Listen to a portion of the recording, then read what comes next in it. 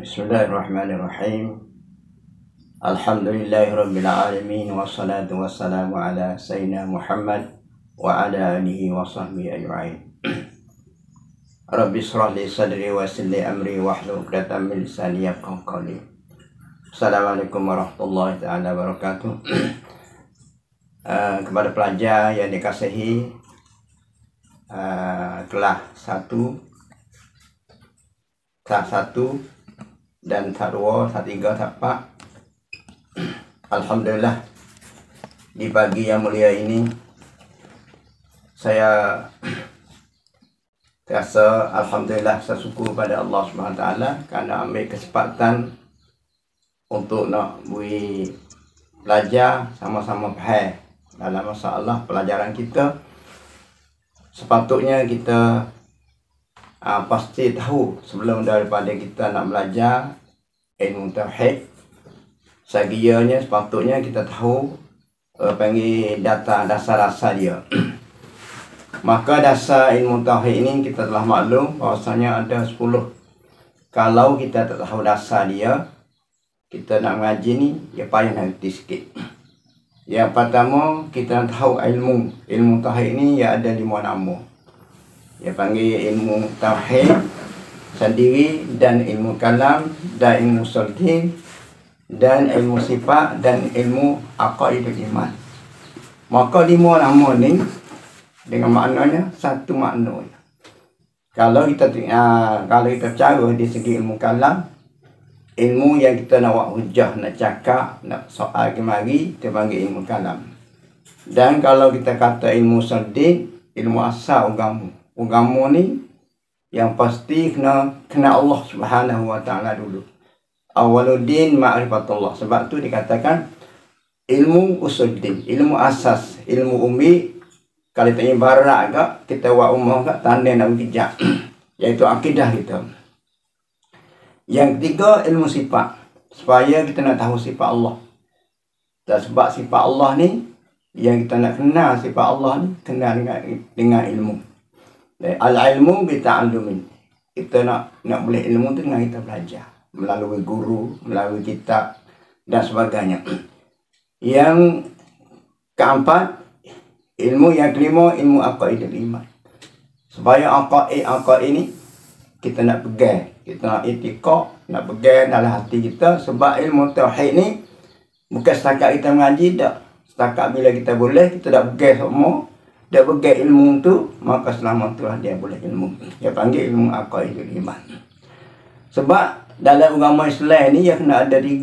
Satunya panggil ilmu asas, ilmu sultan, yang kedua ilmu fiqh, yang ketiga ilmu sufi, ilmu tasawuf. Maka di sini nak dia panggil kata rukun agama. 3 ni sebagai rukun agama. Dan yang kedua, tempat ambilnya. Tempat ilmu ni kita ambil di mana? Ambil daripada Quran dan hadis. Tempat kita ambil dia, tempat kita ambil dia ni daripada Quran dan hadis.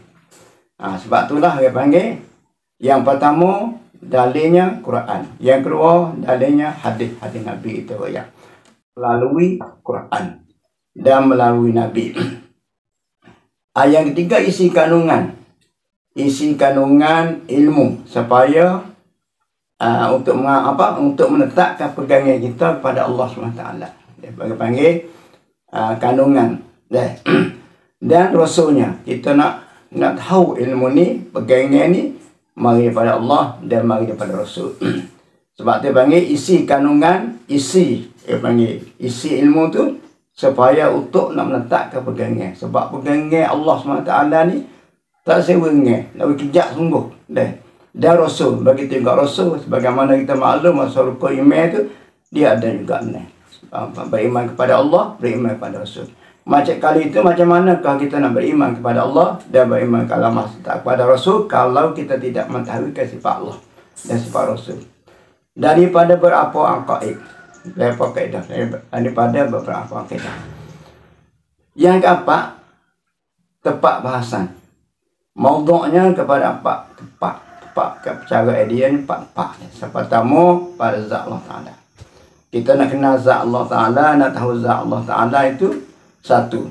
Yang dan pada wajib. Zat Allah Ta'ala pada wajib, pada sifat yang wajib dan sifat yang mustahil dan sifat yang harus.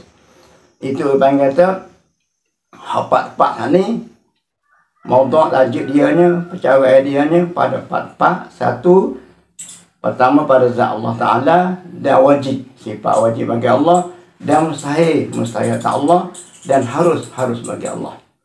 Itulah maknanya maudhu' dia. Dan yang kedua, pada zat Rasul dan sifat yang wajib, harus dan mustahil. Rasul begitu juga, yang mana kita maklum maksudnya sifat yang bagi Rasul itu ada sifat. Bagaimana amanah, tabligh, patanah, dia panggil dah. Sidik, amanah, tabligh, patanah. Dan mustahil tak Rasul seperti juga. Kita nak tahu juga sama dengan Allah SWT. Allah Ta'ala kita tahu sifat dia.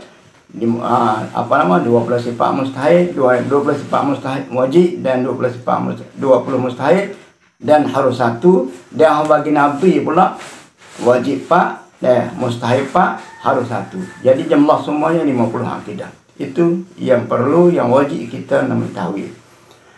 3, segala kejadian jirin dan aurat sekiranya menjadi dalil atas adanya Tuhan. Karena kita tahu kata apa jirim itu benda yang baru, dan arak suatu perkara yang ada di jirim sekiranya menjadi dalil atas adanya Tuhan.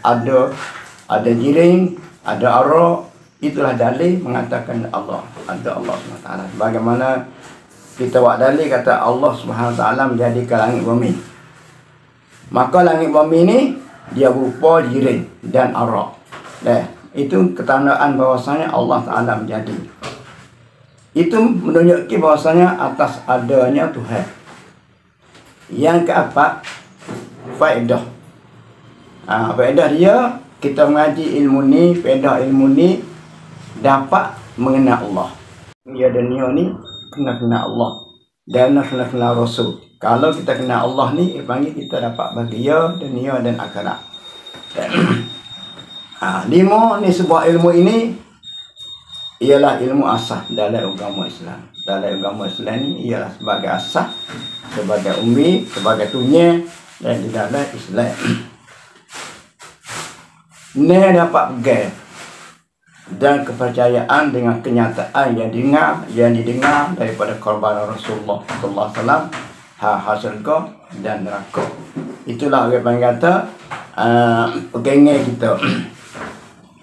7, dapat tahu bahawa ilmu ini yang bawa Abu Hasan Asy'ari. Orang yang bawa ilmu ini pertama kali ialah Abu Hasan Asy'ari dan Abu Mansur Al-Maturidi.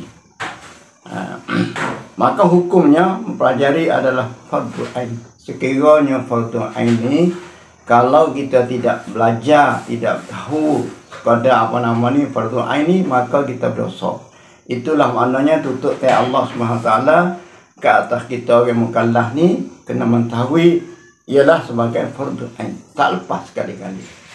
Kalau kita tidak mengenal Allah, maka oleh panggil tak lepas. Dosa situlah. Selama mana tidak mengerti, sama mana tidak mengenal Allah, maka selama itulah kita duduk dalam dosa. Ini nak ayat kata ilmu sebagai ilmu fardu ain. Ada pun ilmu lainnya, itu orang panggil furu'. Tak sama dengan ilmu ni. Yang ke-9, kelebihannya iaitu setinggi-tinggi ilmu daripada ilmu-ilmu yang lain. Dia sebagai pucuk, sebagai pokok, sebagai humbi daripada ilmu-ilmu lain.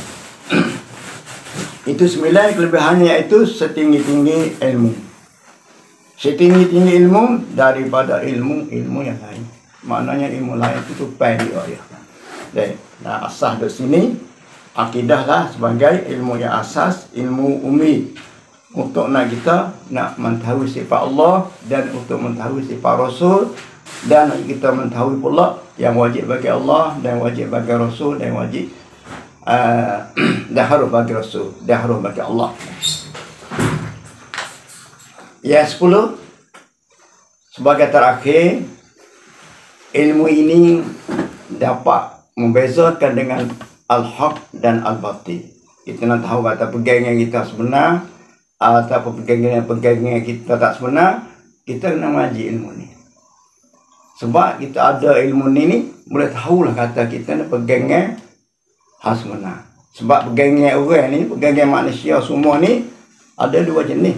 Satu pegangan hal sebenar, iaitu mengikut Quran dan hadis dan ilmu kita, dan pegangan hak batal, iaitu hak salah.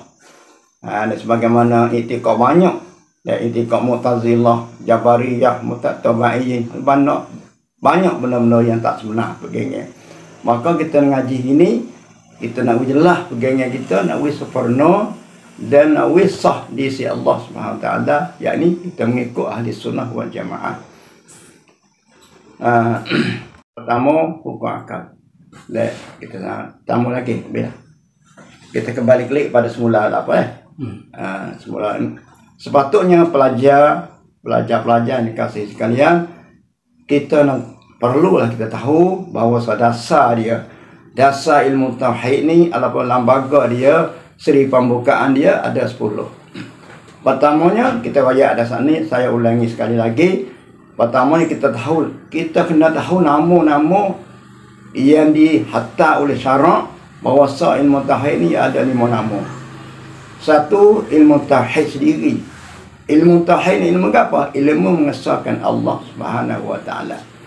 Dan ilmu kalam, supaya kita nak buat hujah kemari, supaya kita nak soal kemari, tu panggil ilmu kalam. Dia panggil ilmu kalam. Kalau kita ngaji buat ilmu akidah kak, dia panggil ilmu kalam. Kita maklum masa ilmu buat cakap. Yang ketiga, ilmu usuldin, ilmu asal agama. Kita kena kenal Allah. Kalau kita tak kenal Allah, maka tak sepenuh agama kita. Yang ketiga, ilmu sifat. Yang ketiga, keempat, ilmu sifat, ya ilmu sifat Allah. Yang bagaimana kita maklum, dia adanya 20 dan 20 sifat yang wajib dan 20 sifat yang mustahil. Ni kena jelas, kena nyata.